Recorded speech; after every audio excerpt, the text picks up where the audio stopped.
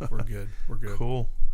Yeah, man. A lot going on this week, I'm telling you. Yeah. Cramming it all in for Christmas. Well, first, I just found out that Penny Marshall passed. I know, isn't it sad? I was like, man, part of a little bit of my childhood died. When I found out she passed, I was like, I'm trying to think. The first thing I seen, she was in. Was she in Hollywood Nights? I think she was. I think it's funny because I remember Laverne and Shirley like it was yesterday. Yeah, Laverne and Shirley, and that was actually a very good series. Her and actually, I think the first time I ever saw her might have been in Happy Days, or when they started doing like a cross episode. That's the one. That's actually where I first saw her. Happy Days. That was actually pretty good. And then my favorite movie she did was Big. Mm-hmm. And Big was an excellent movie. Honestly, I've never seen it, but but her first directing debut was Jumpin' Jack Flash, which I did not know. Yeah, and then her favorite movie that she directed, or the favorite movie of mine that she directed, was A League of Her Own. It was just it was a movie out of left field for the time that it. I would put it as one of the top baseball movies. I actually thought it did a great job. Tom Hanks was great. There's no crying in baseball. That's exactly. There's no crying in baseball. That was a great movie. It was a good baseball. I put it right, like I said, right at the top with some of the baseball movies. But I really hate. It's sad. I mean, I guess we're going to start seeing more of that. She was 75. Yeah, diabetes. Yeah, but rest in peace, Penny. You provided a lot of laughs for me. I mean to tell you. Really good stuff. And you've got something in your craw here that's you've been monitoring here for a while. Yeah, the glitter bomb. Yeah, Mark Rober, NASA engineer, or a former NASA engineer, robotics. Smart guy. Yeah, got tired of all this seeing all these packages getting stolen off of people's porches and law enforcement not being able to do anything about it. Mm-hmm. So he kind of come up with, and I know everybody's seen it on the news and they've seen YouTube videos and it's made its round on social media. But he made a really cool box that has cameras in it with GPS trackers. Right. And he has a nice little glitter spinner, which looks like a deer feeder, basically. Mm-hmm. It has a spinner when you open the box. He got some like really, really fine powdered glitter that I had never. I mean, he did his research on. Which, in a sense, though, is kind of dangerous, and we'll talk about that in a minute. Uh-huh. But because if you're in a closed area and there's a spark with that, you can actually. But anyway, then my favorite part is the fart spray. Yes. So one of those pumps of that fart spray is pretty bad, but his is set on a 5-pump cycle. Yeah, because when I saw the videos of because the way that it was ingenious how he it's very well done when he worked his way through the process of making sure he could capture all of the things that were going on during the crime. Yeah. And how it uploads from the phone, so you can't simply right to the cloud. To the cloud, which there are a lot of people that are opposed to that. But that would be me. In this instance, it served its need as he needed to be able to capture the stuff in the event that he couldn't get any of this equipment back. Right. Oh, I think it's and that just goes to show what you can do with a 3D printer in an engineering degree. Mm-hmm. That thing was very well designed, very well thought out. But what I think is funny about this whole thing is we already have attorneys rushing to the aid of the criminal. Yes. In many areas. Now this is in California where this is taking place, where he shot the video. Yeah, I wasn't sure where it took place. I thought it was in Texas, but it was actually in California. And so there's a prosecutor in the state of Texas that comes out and says, well, in Texas you're running a risk of, if you make a device that can harm somebody to protect your property, you're at risk of prosecution. And I'm going, wait a minute. Okay, so let's kind of think about this. If I ordered a package from Amazon or anybody and it's on my porch, nobody has any right to that. They don't, walking up to my yard and stealing something from my yard is no different than my dog being in the yard and biting you. Well, so the way I look at it is, the way that this attorney describes it is, his description is the commission of the crime takes place the moment you alter the package, when he completely ignores the fact, at least according to our reading, that somebody went on a person went on somebody else's property to take an object or a possession that did not belong to them. Right. The crime began there. So as far as I'm concerned, the dude's risk or whoever it's all on him. It started with him. Yeah.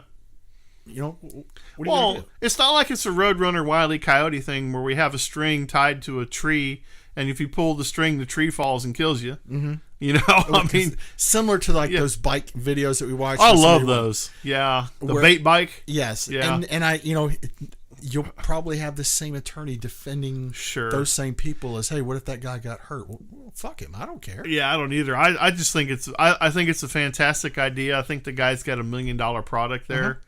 I guarantee after that was on the news, he's probably got 1,000 phone calls asking for us. Now, this would be great is if, because all of these layoffs and stuff seem to be going on with all the industry, right, that this niche boutique industry pops up. Right.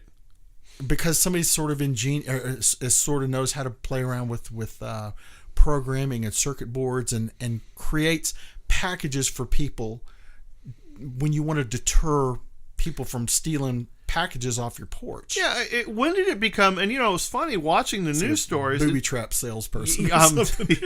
Acme, it'd be like Acme on the Wile E. Coyote show. But what gets me is, when does it become acceptable for people to just walk on somebody else's property and take whatever they like? Right. I'll give you an example. About 5 years ago, my wife went, and she likes to put flowers out in the yard. Mm-hmm. And she went and found these beautiful orange flowers. I don't know what they're called. Anyway, she had them all out in the island. We came home and they were gone. So I look on the camera. So I have security cameras. And this is the other thing. People don't care because they don't get prosecuted. The police don't go after these people. We had a lady come park a car in front of the house. She get out of her car. And she walked up to the bed. It's an island, and she just took all the plants out and put it in her car and drove off. And I'm like, "Are you kidding me?" So did you report it? Well, yeah, and there's nothing they can do. So I mean, there's nothing in the law. There's nothing in the books to say when somebody comes onto your property and takes something that's that you've made it part of your foundation. It's part of my property. Yeah. Well, part of it was because the way her car was parked, I didn't get a good shot of the license plate. Okay. So all we had was like what most people do is say, "Hey, have you seen this person?" And you blow them all over social media. You just blow them up, but they wouldn't do anything. Now I will say though, I have had a guy that broke into a neighbor's car at 4 a.m, and I had it on video, and I called the police. The police came out, took the report, and they actually caught the guy. And my video was used in the prosecution of this guy, which is kind of cool because it shows him going into the guy's vehicle, taking stuff out. So, I mean, it does. I mean, I kind of get part of what they're saying because they don't have the manpower to chase down petty theft. Okay? They'll say, well, that's what insurance is for. Just cancel. Call your credit card. Here's the problem. Somebody's paying for that.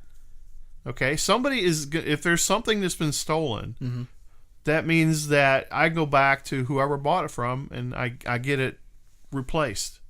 Well, somebody's out that money. So why are, we're basically saying it's okay to steal petty theft. Yeah. So Nextdoor, the Nextdoor app is something that I look at. I look at it religiously. And because, I only tell it to basically report on things that are in my area. Right.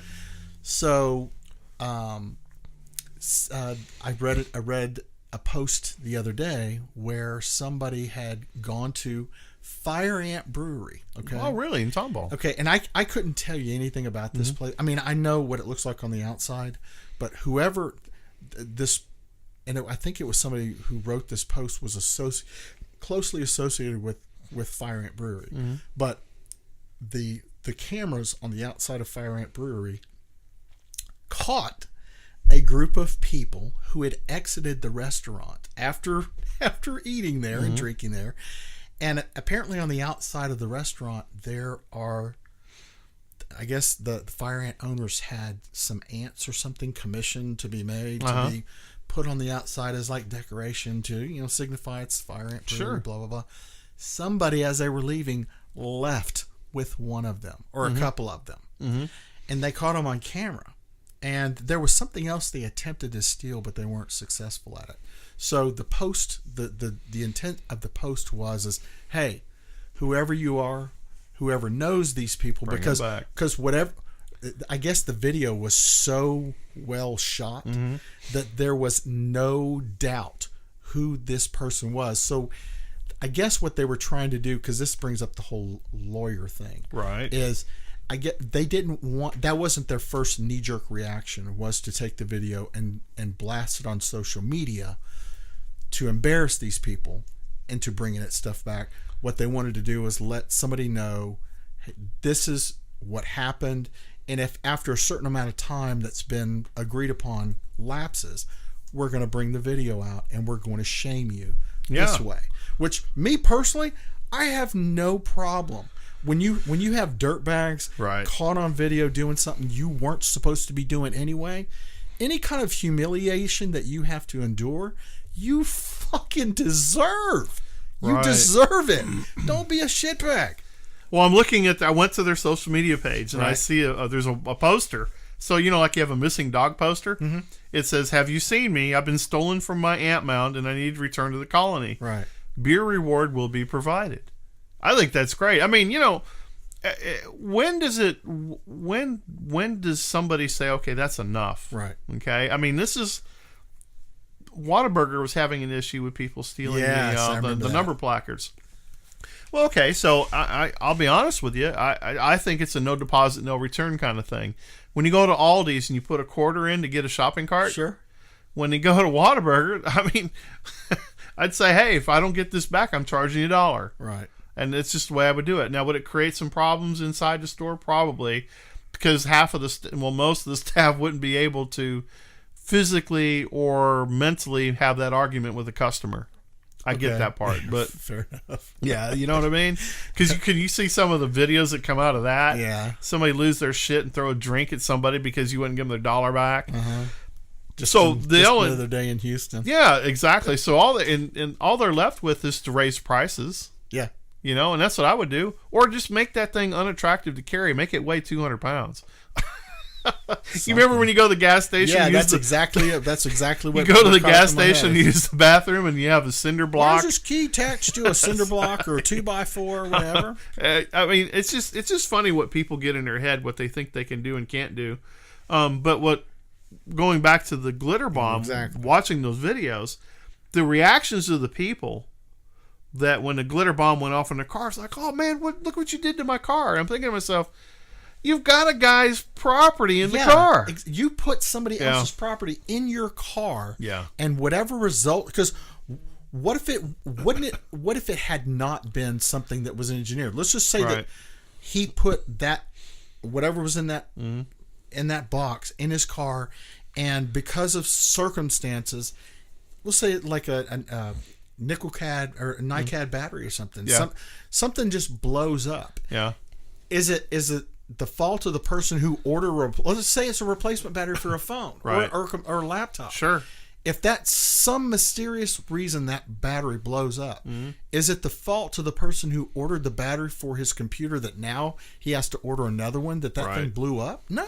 No. Well, speaking of explosions, so the glitter. So if that powder was any finer in a closed area and there was a spark, you basically have a combustion explosion. So what's in the glitter that makes it? No, if it was finer. So if you use aluminum powder. Oh yeah. Or graphite or anything like that or talcum, you can make an explosion with talcum powder. You just in a very confined area, and you have a dispersed cloud of dust and an igniter. Yeah, because I do remember hearing stuff about like it's about to do with the ions and all stuff like that. Well, grain elevators used to do it all the time. So back in the Midwest where I grew up around harvest time, there have been some hellacious explosions. They take a lot of great care now to prevent that. Nobody thought of grounding straps and ventilation back then. They would just show up with a truck and start dumping. And if the humidity's right and the temperature's right and you get this big dust cloud, it doesn't take much to ignite a grain elevator. Now, with to go back to this lawyer that brings up that according to Texas law, it's ACLU type lawyer is what it is. What I don't get is you have to you have to have some kind of quality, and I don't exactly look at it as a good quality, right? Where you're able to differentiate between, okay, I get it that this person did what they did, but the law says that you can completely ignore the human part of it and opt for another human part of it. As okay, sure, yes, I know it was your stuff, but he's another human being, and you basically hurt him or in some way, you hurt his feelings or whatever. But hurt is hurt, and that you're there to make sure that the legal the law is followed in a way that you're punished, but not the person who would have been gone on and had a good day had he not gone and taken something that didn't belong to him. Right. Let's completely ignore that fact, and I'm gonna basically, like you said, play the ACLU lawyer. Yeah, and that's what you're seeing right here. I mean, it's anybody that can cast doubt. I mean, especially against a company. Mm-hmm. So what ends up happening is they do that as a scare tactic. Right. So it gets you to back off. I mean, honestly, so if somebody stole something from your business back in the day, remember the employee would go tackle the guy in the parking lot. I remember in the grocery stores and the clothing stores. I worked loss prevention in Sears. So you remember that? Yes, So back in the day, the funniest thing I saw was at a convenience store, and I was in Roman Forest going up 59. Yeah, I know it, yeah. Okay, there was a lady that came in a T-shirt, and she was stuffing cartons of cigarettes around her waist. Uh-huh. And she had the nerve to go up to the counter and pay for a Coke, I guess to make the crime look like it wasn't a crime, I'm just a normal customer. Right. And so the lady behind the counter saw it, because she, they had those mirrors, those parabolic mirrors. Right. And so she goes, "Will that be all?" She goes, "Yeah, I just have this Coke." And she jerked her shirt off of her. And she's standing there with just naked from the waist up with 3 cartons of cigarettes around her waist. She goes, "What about these?" Then the biggest fight broke out. It was wild. That girl started throwing the cartons at her, and the lady went over the counter. So you had this one topless girl fight on the floor. So I just stood there and watched. What are you going to do? I'm not going to get in the middle of that. So the police show up, and they were going to arrest both of them. They were going to arrest both of them because she assaulted her. Okay? And I'm thinking to myself, I don't know, man. I mean, should she have done that? If you own that business, would you want your employee doing that? Probably not. Right? It's one of those situations where depends on how I'm feeling for the day. I hear you. I hate thieves. Oh, I hate thieves too. But I know that there are people out there that are in the law that are in the legal profession, right? That will argue that hey, but Sam, blah blah blah, and I'm like, I don't. What you fail to realize, you Mr. Lawyer, is I don't give a shit. Right. I understand that I'm going to get my hand slapped. I'm fully aware of that. Right.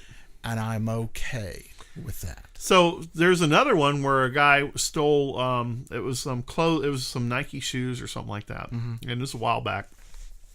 And so the loss prevention guy chased him out the door, and the guy in the car waiting, the getaway driver, shot and killed the employee. I do remember something about that. Yeah. So now the employee's family is going to, or wanted to sue the employer. Well, the case got thrown out of court because the company's policies clearly stated as, if a theft happens, non-confrontational, your job is to detect, observe, and report. So there you go. Now you've put yourself at risk, okay, running around.